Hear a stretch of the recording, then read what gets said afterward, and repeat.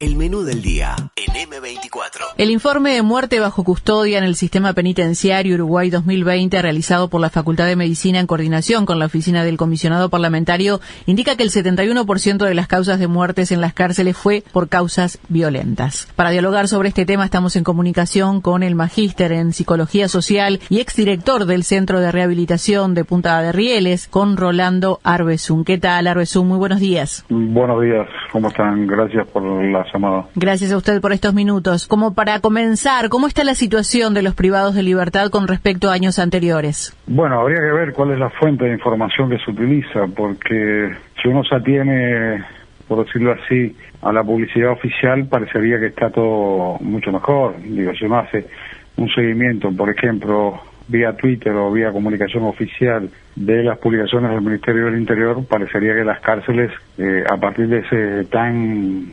publicitado y llamado Plan Dignidad, emergieron de lo más siniestro, suponiendo de que efectivamente eso haya sido cierto, de que ese haya sido el punto de partida, ¿no? Lo cierto es que cuando uno revisa otro tipo de informes y otro tipo de fuentes de información, bueno, acá las cosas adquieren otras características, porque, por ejemplo, el nivel de hacinamiento o de sobrepoblación penitenciaria ha aumentado en el correr del último año, revirtiendo una tendencia al descenso que se venía consolidando desde el año 2010, cuando se inició la reforma penitenciaria del gobierno del Frente Amplio. De modo que hay que tomar las informaciones oficiales con pinzas. Hemos visto información relacionada con la unidad número 6, la vieja cárcel de Punta de Rieles, con relación a una medida de huelga o de paralización de actividades por parte de los privados de libertad, y algún conflicto también en la prisión de Maldonado, la unidad de Maldonado, que está en estos momentos al doble de su capacidad, con lo cual, evidentemente, esto está indicando de que el funcionamiento y la gestión de ese centro no puede estar, por decirlo de alguna manera, en buen camino. Por otra parte, por ejemplo, la cárcel de Salto tiene 319% de hacinamiento, o sea, es una locura. Si nosotros hiciéramos un seguimiento, unidad por unidad, ¿verdad? Y esto te lo regalo como una posible idea para otro informe. ¿Cómo han ido creciendo las personas privadas de libertad desde que asumió el gobierno, desde que se dio a conocer la ley de urgente consideración, con todas las transformaciones que eso y todos los efectos que eso implicaba al sistema penitenciario? No tengo ninguna duda de que en todas ellas se va a ver un crecimiento bastante importante de la población privada de libertad, algo que además se le dijo en su momento al que entonces ministro del Interior, Jorge Larrañaga, quien muy suelto de cuerpo había expresado que él no tenía la capacidad de producir futurología, cuando las evidencias que existen en el estudio de las prisiones a nivel mundial no dejan ninguna duda con relación a la relación estrecha que hay entre los cambios de las medidas asociadas a delitos y el crecimiento de la población penitenciaria. Arbezún, cambiando un poquito de tema y apelando a su experiencia, ¿no? El 71% de las causas de muerte fueron violentas y de esas la mitad fue por suicidio. ¿Cómo llega un preso a esta instancia, a suicidarse? ¿Tiene algo que ver el tema de las condiciones que están viviendo últimamente justamente por este hacinamiento? Es que probablemente hayan, digamos, dentro de la causal suicidio, un conjunto de dinámicas que explican los diversos tipos de suicidio. Ningún suicidio se parece al otro, ¿de acuerdo? En el sentido general, incluso en la vida fuera de las prisiones. Pero sin ningún lugar a duda, las condiciones de detención, las dinámicas que se generan a partir del agravamiento de las condiciones de detención, las dificultades que se procesan durante largos periodos de falta de contacto con familiares, como es el caso del año pasado, bueno, son como un cóctel muy explosivo que, si uno lo suma a eventuales patologías que sin ningún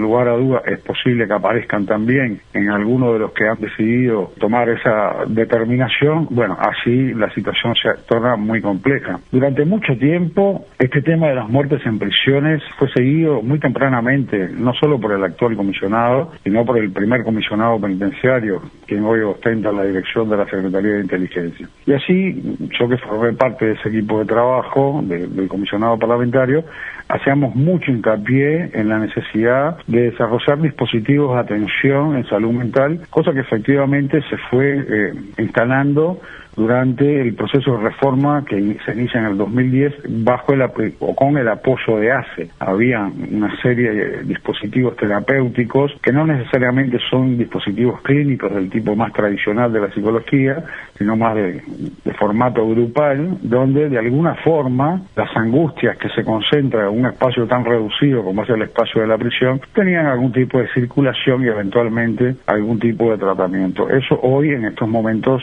no existe. Hay probablemente más una perspectiva farmacológica, que no estoy diciendo que no existiera anteriormente, existía también, pero que evidentemente las pastillas, es como dice Sabina, no venden pastillas para no soñar, es decir, uno precisa poner en palabras las angustias, discutirlas, socializarlas, para que, aunque así nomás sea, no se sienta la persona más sola de lo que efectivamente se pueda sentir en un espacio tan particular como es la prisión, ¿verdad? Por otro lado, la convivencia dentro de las cárceles se puede mejorar de alguna manera también con el tema de solucionar un poco el hacinamiento, ¿no? Porque uno se imagina que las causas violentas se pueden dar por esto de que son muchísimos en lugares muy reducidos. Sí, el hacinamiento tiene una relación muy directa, eso sin ninguna duda, en cualquier parte del mundo, cualquier estudio lo reconocería, con las dinámicas de violencia. Por eso decía que en la misma medida en que aumenta la privación de libertad, aumentan también las dinámicas, digamos, negativas, por decirlo de alguna manera, o conflictivas o tensionantes de las relaciones interpersonales. Es un espacio reducido, es un espacio que además no es cambiante, es un espacio que tiene pocas alternativas de circulación. Cuando nosotros asumimos Punta de Rieles, que eso fue una perspectiva que teníamos muy clara, la posición de convertir la dinámica de la prisión en la dinámica de un pueblo común y corriente, atendía justamente a eso, a la posibilidad de generar espacios alternativos donde estas problemáticas pudieran ser, vamos a llamarlas así, licuadas, ¿no? Las tensiones pudieran ser vistas desde otra perspectiva. En un modelo como el que se está desarrollando ahora, a partir de la propia concepción del ex ministro de Interior, hoy fallecido, Larrañaga, un modelo de autoridad y orden, este tipo de ideas no tiene cabida, sin lugar a dudas, y bueno, lo que se recompone nuevamente es una relación, una forma de gestión administrativa de la privación de libertad de tipo disciplinario, que además se había demostrado su fracaso, porque durante más de 50 años ha sido la policía quien generó ese tipo de prácticas con muy pésimos resultados, como parecería que nuevamente están reeditando, ¿verdad? Ahora, usted mencionaba hace unos minutos que se había logrado bajar el hacinamiento en cárceles. ¿De cuánto estamos hablando en 2019, por ejemplo? A la fecha de hoy ya está por encima del mínimo que establece Naciones Unidas y las organizaciones vinculadas a los estudios de prisiones. Estamos probablemente en estos momentos... 133, hoy es 133. Por eso, 120 es el mínimo máximo, digamos, permitido, ¿verdad? Pero claro, cuando vos desagregas ese 133, sí, porque ese es el global, digamos. Ese es el global, hay cárceles que están mucho más comprometidas, claro. Sin ninguna duda. Pero mi pregunta es, en 2019, ¿cuáles eran los números? No, en 2019 se logró abatir el hacinamiento. Se cierra el último gobierno del Frente Amplio, incluso antes del 2019, con un abatimiento general del hacinamiento global y una disminución bastante importante. Quedaban algunas zonas críticas en Concar en particular, en Canelones en particular, que sus características geográficas y edilicias hacían muy complicado, digamos, una reestructuración edilicia del lugar, pero se logró un descenso muy importante de las personas privadas de libertad. Esto en menos de un año se revirtió. Por último, hablando del presupuesto, en una charla con uno de los columnistas del Menú del Día, con Jaime Saavedra, hablábamos de que en realidad el presupuesto para cárceles era suficiente, pero que en realidad no estaba bien administrado. ¿Qué nos puede aportar en cuanto a números? Bueno, lo que está previsto para el presupuesto, la rendición de cuentas, por lo que he observado, es que hay, digamos, un reforzamiento, que es un reforzamiento entre comillas, en realidad hay un debilitamiento, pero se hace el debilitamiento siguiente. Se dejan de ocupar cargos de operadores penitenciarios para ser ocupados por funcionarios policiales. con lo cual a lo que están atendiendo básicamente es al reordenamiento de una política de vigilancia establecida por la policía que, repito, en el año 2010 nosotros comenzamos a revertir, y de hecho los policías salientes, los policías que dejaban de prestar servicio en el Instituto Nacional de Rehabilitación, sus vacantes, sus lugares, pasaban a ser ocupados en el presupuesto por personal civil. Una manera, digamos, ágil de empezar a construir una carrera especializada en el tratamiento con los privados de libertad que ahora se desecha. No hay a la vista, no la hay, el propio ministro Eber lo dijo ayer o antes de ayer en su rayado, después de haber visitado la unidad número 5 de mujeres de Colón, que no había presupuesto para atender, por ejemplo, el disparate que al día de hoy significa tener cerca de 600 mujeres privadas de libertad. Creo que hay 564, si la memoria no me falla. Cuando en el último gobierno de Frente Amplio, al cierre del último gobierno de Frente Amplio, esta cifra había descendido a menos de 300 mujeres privadas de libertad por la ampliación en el uso de las medidas alternativas. Es decir, que no existe en estos momentos, en la concepción del presupuesto, de la rendición de cuentas presentadas al Parlamento, ninguna luz al final del túnel, por decirlo así. Todas aquellas fantásticas apreciaciones que había hecho Larrañaga con relación a la venta de edificios del Ministerio del Interior para la generación de una nueva cárcel de super máxima seguridad, han quedado más en los dichos, fueron usados más como simulacros para avanzar en la aprobación de los capítulos de seguridad vinculados al sistema penitenciario, que como expresiones de un real interés por transformar o seguir transformando lo que era el escenario del sistema penitenciario uruguayo. Desde este punto de vista, creo que una vez más, y no estoy haciendo futurología, y me gustaría estar equivocado, pero creo que una vez más entraremos en algún que otro registro internacional con relación a las condiciones de detención negativas que esté presentando el país. Ahora, pensando un poco, y ya como para finalizar, en los números del Ministerio del Interior, los últimos números en cuanto a la baja de rapiñas y de robos y demás. La ciudadanía no puede pensar que este hacinamiento en cárceles tiene que ver con que se ha controlado un poco lo que es la inseguridad. No, eso es un error, porque, a ver, los datos que hay que atender, más que los datos del Ministerio del Interior que revelan, digamos, el relato sobre su supuesta y exitosa acción, son los datos de Fiscalía, porque en definitiva, por más que la policía muestre datos con relación a su accionar ante los delitos, por suerte, en este país, quien decide si un delito es un delito o no es la justicia. De modo que a lo que hay que observar es a la justicia. ¿Qué ha pasado con las modificaciones que se han introducido?